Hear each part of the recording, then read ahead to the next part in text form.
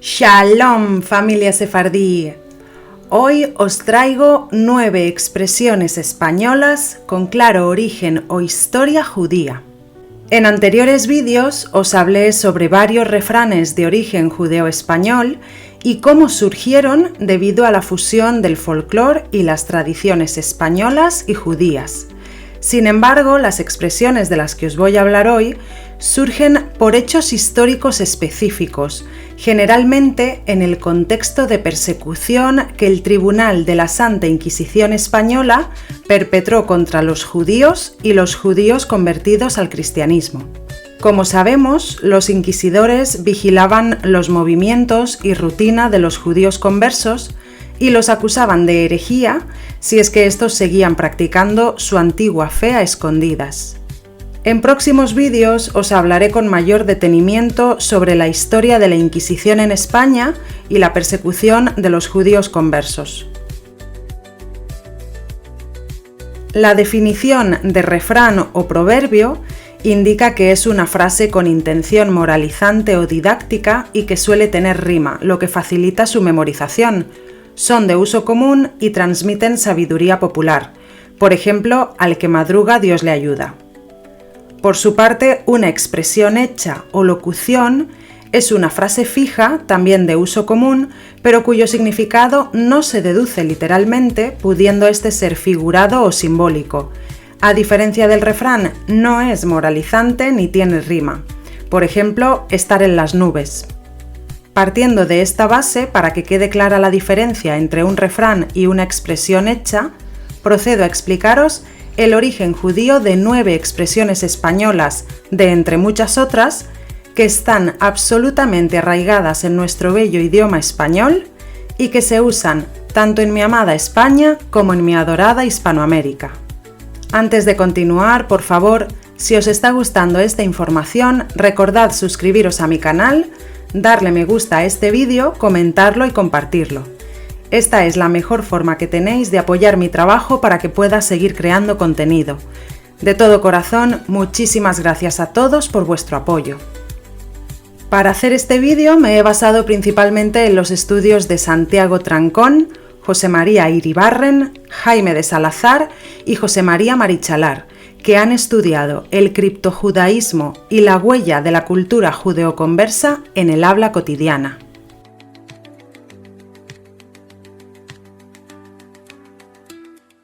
Colgar, colocar o poner el San Benito. El San Benito o saco bendito era un saco o túnica de lana que la Inquisición española obligaba a poner a los judíos conversos que habían sido acusados de seguir practicando el judaísmo y que se colgaba en público tras el auto de fe, que era la ceremonia pública en la que se leía la sentencia contra el acusado y se procedía al castigo correspondiente. Según el tipo de pena, el San Benito se decoraba de distintas formas. Si tenía llamas, demonios o serpientes, se indicaba que el condenado iba a ser ejecutado. Si era amarillo y aparecía la cruz de San Andrés, los penitentes no morían, pero quedaban marcados. Se les llamaba los reconciliados. Y si se escribían los nombres y los delitos de los acusados, esas telas luego se quedaban colgadas en las iglesias como recordatorio público de las consecuencias de la infamia y la herejía. En realidad, el acto de colgar un San Benito se refería a la exposición, señalamiento y difamación contra una persona, por lo que colgar el San Benito era un modo de adoctrinamiento social y religioso. Por ejemplo, le colgaron el San Benito de ladrón y nadie volvió a confiar en él.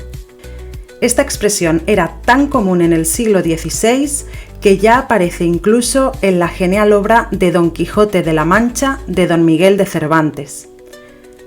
También el genial pintor español Francisco de Goya, a inicios del siglo XIX, dedicó unos grabados a aquellos a los que les colgaron el San Benito en distintas etapas de la historia de España. Tirar de la manta. Esta expresión surge alrededor del siglo XVI, específicamente en Navarra, en el norte de España. Estas mantas eran precisamente los sanbenitos que habían llevado los acusados de herejía con sus nombres y delitos escritos sobre esta tela. Estas mantas se mostraban como unos grandes lienzos colgados en las paredes de las iglesias, y si se decía que se iba a tirar de la manta, significaba bajar ese lienzo para exponer los nombres de esos judíos y delatarlos a ellos o a sus descendientes. La expresión se convirtió en una amenaza y hoy día la usamos cuando queremos revelar un secreto comprometedor. Ejemplo: no tienes idea de lo que está en juego. Si tu hermano tira de la manta, se hunde la empresa. Ser un tonto de capirote. Un capirote era un gorro con forma de cono que la Inquisición obligaba a los acusados de herejía a ponerse en la cabeza. Era muy similar a los conos que aún hoy día usan los nazarenos durante las procesiones de Semana Santa en España. En este caso, los capirotes no cubrían la cara y así la gente podía reconocer a la persona que lo llevaba puesto y de esta forma humillarlos en público.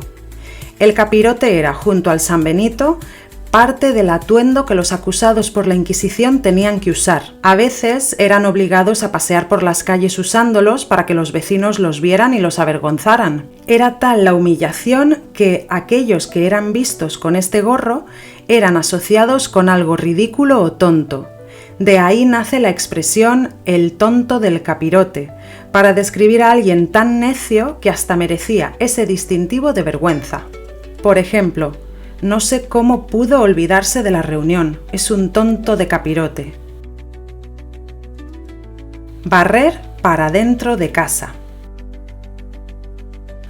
Hoy día decimos que hay que barrer para casa para referirnos a resolver nuestros propios asuntos sin airearlos, proteger lo propio o los intereses de la propia familia. Se cree que esta expresión surge porque los judíos conversos que seguían practicando el Shabbat limpiaban sus casas los viernes barriendo para adentro o para el centro de la casa para que nadie viera las preparaciones de este día de descanso judío. Lo normal en aquella época era barrer hacia afuera de la casa para sacar la suciedad. Sin embargo, al barrer para adentro, evitaban ser vistos por los vecinos y ser acusados de herejía. De esta forma, barrer para adentro se interpreta hoy como un asunto personal que no se quiere compartir e incluso como un beneficio propio. Por ejemplo, en el reparto de la herencia, Juan propuso quedarse con la mejor parte. Está claro que barre para casa. Al pan, pan y al vino, vino. Hoy día usamos esta expresión para hablar clara y directamente sobre un tema, para decir las cosas como son y sin adornos. Pero se cree que procede de la letanía que solían repetir los judíos conversos cuando eran obligados a ser bautizados, rezar en público o aceptar el sacramento de la Eucaristía en general. Los judíos habrían dicho interiormente ante estas situaciones: pan y vino veo, pero solo en Adonai creo. La frase habría ido evolucionando con el tiempo a al pan pan y al vino vino, para indicar la realidad, lo que es evidente o correcto. Por ejemplo, al pan pan y al vino vino, cometiste un error y tienes que asumirlo. Las paredes oyen. Aunque expresiones similares a esta se usan en diferentes lenguas y culturas, como sinónimo de ser escuchado o espiado, se considera que en español proviene de los judíos conversos que seguían practicando el judaísmo a escondidas y lo hacían rezando hacia una pared para concentrarse mejor. La expresión se popularizó como un aviso o advertencia de que podían estar siendo vigilados o escuchados por los inquisidores. Por ejemplo, cuidado con lo que dices aquí, recuerda que las paredes oyen. Estar o mantenerse en sus 13. Esta locución significa no ceder o cambiar de opinión aunque se reciba presión externa. Se considera que esta expresión surge cuando los judíos eran obligados a convertirse al cristianismo y no lo aceptaban, prefiriendo incluso la muerte. Los inquisidores hacían saber que esos judíos habían merecido su castigo porque preferían mantener sus 13 principios religiosos, haciendo referencia a las 13 afirmaciones sobre la fe judía que planteó el filósofo sefardí Maimónides. Por ejemplo, aunque todos le dijeron que estaba equivocado, Juan se mantuvo en sus 13 y no cambió de opinión. Rasgarse las vestiduras. Esta expresión procede directamente del Antiguo Testamento y se recoge, por ejemplo, en el libro de Isaías, donde rasgarse las vestiduras era señal de duelo o penitencia cuando una persona fallecía. En el judaísmo se sigue llevando a la práctica todavía hoy día el rasgarse la ropa que se lleve puesta cuando se notifica la muerte de una persona cercana o directamente durante el funeral como muestra de dolor por la pérdida. En la actualidad, en español, la expresión rasgarse las vestiduras significa mostrar indignación o dramatismo por algo, como si alguien se escandalizara o lamentara exageradamente ante una situación. Por ejemplo, no hace falta que te rasgues las vestiduras por ese error, todos cometemos equivocaciones. Matar judíos. Hoy día, esta expresión se usa para referirse a ir a tomar limonada de vino durante la Semana Santa. Surgió en la ciudad de León, al norte de España, aunque rápidamente se extendió por otras localidades de Castilla.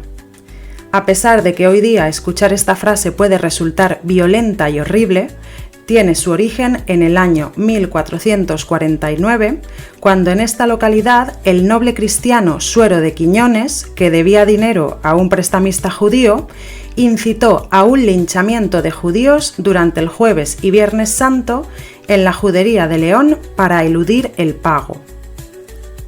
Tras el pogromo, esta barbarie se celebró bebiendo vino. En los siguientes años, para celebrar o conmemorar este acto bestial y salvaje durante la Semana Santa, los vecinos de la localidad se referían a matar judíos para ir a beber vino. Para evitar que volviera a ocurrir una atrocidad similar, las autoridades solo permitieron que la gente bebiera el vino rebajado con limón y especias. Por lo tanto, escuchar expresiones como «he matado X número de judíos» se usaba para referirse al número de vasos de limonada bebidos. Hoy día se sigue matando judíos con significado figurado afortunadamente durante los días de Jueves y Viernes Santo tanto en León como en otras ciudades cercanas.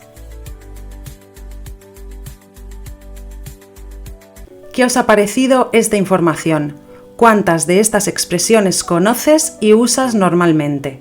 Por favor, dímelo en los comentarios y no olvides indicarme desde qué país me escribes. Me emociona mucho ver que cada vez se unen más personas a esta bella familia sefardí y desde muchos países del mundo. De nuevo, os agradezco mucho vuestro afecto y apoyo y espero veros en un próximo vídeo.